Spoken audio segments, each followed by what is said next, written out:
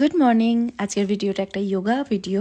এখানে প্রথমে আমি যোগা ক্লাস করার জন্য অ্যাপেল ওয়াচ পরে নিয়ে সেখানে টাইম সেট করে নিয়েছি আর স্টার্ট করে দিয়েছি কপালভাতি। যখনই যোগা স্টার্ট করি তখনই ফার্স্টে কপালভাতি দিয়ে স্টার্ট হয়, বডি ওয়ার্ম আপ হয়ে যায়। এরপরই বজ্রাসনে বসে একটা ওয়ার্কআউট স্টার্ট করলাম, যেখানে হাতটা আপ ডাউন করতে করতে আমি উঠছি আর বসছি। এটা আমার ফার্স্ট ওয়ার্কআউট ছিল। এরপরেই আমি একটু ডিপ ব্রিদিং করে রেস্ট নিলাম। আর সেকেন্ড ওয়ার্কআউটটা এই স্টাইলেই একটু চেঞ্জ করে নিলাম, ফরওয়ার্ড বেন্ড ব্যাক বেন্ডিং করতে করতে উঠছি আর বসছি। সো এই দুটো ওয়ার্কআউট খুবই হেল্পফুল। এটাতে থাইস ফ্যাট, বেলি ফ্যাট কমে, তার সাথে হিপস জয়েন্ট, নিজ জয়েন্টস এর জন্য ভালো। আর হাঁটুর প্রবলেম থাকলে এটা করা উচিত না। ইউরিক অ্যাসিড, পিরিয়ডস প্রবলেম, সিস্টের প্রবলেম, পিসিওডি, টয়লেট না চেপে রাখতে পারা, এই সমস্ত প্রবলেমস এর জন্য হেল্পফুল। এরপর একটু ব্যাক বেন্ডিং করে রেস্ট করে নিয়ে পাটাকে সোজা করে রেস্ট করে দাঁড়িয়ে বডি স্ট্রেচ করে পরের যোগা ওয়ার্কআউটে চলে গেলাম। এটার জন্য রাইট লেগ লেফট লেগটাকে সামনের দিকে পেটের কাছে ভাঁজ করে তুলছি আর হাত দিয়ে গোড়ালিটাকে টাচ করার চেষ্টা করছি। প্রত্যেকবার হাতটা আপ অ্যান্ড ডাউন হচ্ছে, আপ হলেই হাতটা বডিটাকে উপরের দিকে টেনে স্ট্রেচ করে নিচ্ছি। প্রতিবার একটা ওয়ার্কআউটে আমি এখানে 100 টাইমস করে করছি। মর্নিং এ এরকম একটা রুটিন থাকলে তাহলে শরীরটা সবসময় ভালো থাকবে, হেলদি থাকবে, ওয়েটটাও মেনটেন থাকবে। পাটা রেস্ট করার জন্য টো ওয়াক আর ব্যাক ওয়াক করে নিচ্ছি, যেখানে হিলস আপ করে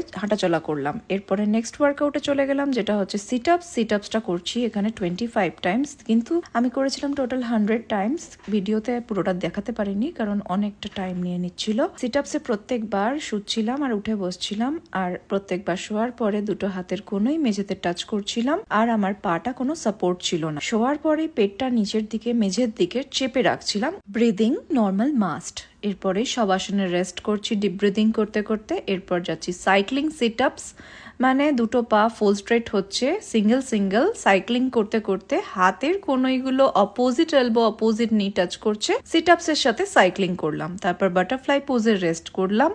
এরপর একটু ব্যাক বেন্ডিংও করে নিলাম, মাথার তালুর ওপর প্রেসার দিয়ে। তারপর একটু উঠে বসে ফরওয়ার্ড বেন্ডও করে নিলাম। কিছু সিম্পল যোগাও করেছি যেটা ভিডিওতে দেখানো হয়নি। এরপর যে জুসটা তৈরি করেছিলাম সেটা খাচ্ছি। এটা হলো চাল কুমড়ো আর আপেলের জুস, যেটা পুরো রেসিপিটা আমি আগের ভিডিওতে শেয়ার করেছি। তোমরা চাইলে আমার আগের ভিডিওতে এই রেসিপিটা দেখতে পারো, যেটা পেটের জন্য খুবই হেল্পফুল। এরপর চলে গেলাম স্নান করতে। প্রায় আধা ঘন্টা মতো রেস্ট হয়ে গেছিল, ঘাম শুকিয়ে নিয়েছিলাম। রেডি হয়ে গেলাম লাঞ্চ করার জন্য।